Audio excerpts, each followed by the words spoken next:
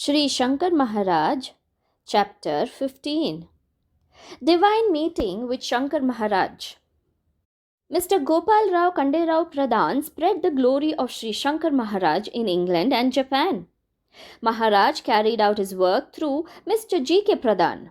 Mr. Pradhan was a well-behaved, educated man and was always dressed in Western outfits. He was very proud of his high education, which was completed in England. He was against blind faith and customs. He was strongly against hypocritical saints and sages. In the year 1942, Mr. Pradhan worked as the secretary of the managing director of Saswad Mali Sugar Factory, which was at Akluj.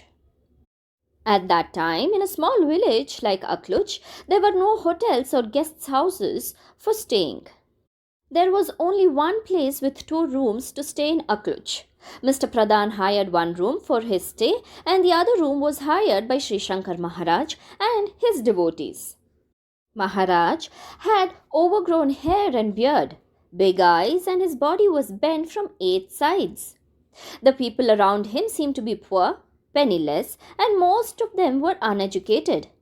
Mr. Pradhan hated the entire caravan at the first sight. Maharaj was a chain smoker and often drank liquor. Mr. Pradhan was not aware about the fame of Sri Shankar Maharaj. He saw Maharaj drinking liquor and smoking cigarette, and all his devotees were creating a mess. Mr. Pradhan could not tolerate the disgusting event which was happening next door. All the mess and noise went on throughout the day and it continued to the night. Instead of requesting these people to keep quiet, Mr. Pradhan decided to leave the place and move towards Mumbai. He packed his bag and left the room. He waited at the bus stop for a very long time, but there was no sight of any bus. While he was at the bus stop, heavy rainfall accompanied by cold winds started blowing. The whole climate became stormy. Mr. Pradhan was in a state of confusion because the only way of reaching Mumbai was by getting a bus from the opposite side of the river. But due to the storm, no one was ready to sail their boats in the river. In this critical position, he decided not to return back to the messy place and stood with his luggage the whole night under a tree in heavy rain. In the morning, Mr. Pradhan sent out a message to the sugar factory for help through a man. Manager Mr. Keshevji Asher, that is Asher Bai, told his driver to take a car and bring back Mr. Pradhan. Mr. Pradhan took shelter under a small broken hut. He was shivering with cold and had high fever. In this situation, Mr. Asher Bai got a doctor and made arrangements for his medicine. After some time, Mr. Pradhan's fever subsided, but his body and head were aching. Mr. Pradhan's eyes were heavy as he had not slept the whole night, so he went to sleep. At that time, Sri Shankar Maharaj came into the room. Staring at Mr. Pradhan, he had a hearty laugh. Hearing his voice, Mr. Pradhan opened his eyes and saw Maharaj in front of him. Maharaj was wearing a stained pant and an untidy shirt, a cigarette in his crooked mouth, and a liquor bottle in his hand. Sri Shankar Maharaj asked, "So, Mr. Pradhan, you were moving towards Mumbai, but how can you escape from me? You will only go when I will leave." Hearing this, Mr. Pradhan was very angry, but Maharaj ignored him and started playing with the buttons of Mr. Pradhan's radio. Mr. Pradhan roared with anger and asked, "Do you have any knowledge about the radio with which you're fiddling? Do you want to break it? Your appearance is not of an ascetic. You are a hypocrite. I feel pity on the people's intellect who worship and keep faith in you." Manager Asher Bai interfered. "Please do not insult him. He is indeed a great ascetic." Mr. Pradhan immediately replied, "I feel it's useless wasting time behind hypocritical ascetics like him. I have seen many people like him."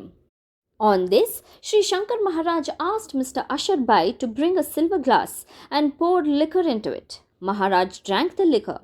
But what a miracle! Mr. Asharbai was drowsing and his mouth was stinking as he was drunk and Maharaj was standing still. But Mr. Pradhan ignored Maharaj's miracle and went to sleep with Mr. Asharbai in his room. Around 12 o'clock, somebody lifted Mr. Pradhan and put him back again on his bed. In the morning, he woke up and he found himself alone in the room. He rushed towards the lawn of the bungalow. He saw Shri Shankar Maharaj accompanied with Mr. Asharbai and Mr. Girmbua going somewhere in a car. Mr. Pradhan also accompanied them. They all went 2 kilometers away from Akluj to Mr. Girmbua's bungalow. There, Shri Shankar Maharaj's favorite dish, khichdi, that is rice cooked with green peas and spices, was already prepared. All of them ate the khichdi, drank tea made from goat's milk, and went to sleep. It was late night. Mr. Pradhan woke up due to some noise. He saw Maharaj smoking cigarette and laughing at him. Mr. Pradhan was very angry on Maharaj as he was not feeling well and had not slept for the past 2 nights. Mr. Pradhan was disgusted and said, "You say that you are an ascetic so you can fulfill my wish." Maharaj immediately inquired about his wish. Mr. Pradhan further replied, as Mukundaraj Maharaj was blessed by his Guru by giving him the enjoyment of Nirvikalp Samadhi, that is the stage of trance. I would be grateful throughout my life and become your devotee if you bless me with the same. Shri Sadguru Shankar Maharaj at once stood up and extinguished his cigarette on Mr. Pradhan's bald head. Within a fraction of a second, Mr. Pradhan was in a trance. His soul was separated from his body and it roamed throughout the universe. He was experiencing the pleasure of heavenly tunes which were touching his heart and divine smell of perfumes. Mr. Pradhan was in a stage of trance for 7 hours. He was back on his senses the next morning. Mr. Pradhan's hatred had turned to pure love and he developed faith in Maharaj.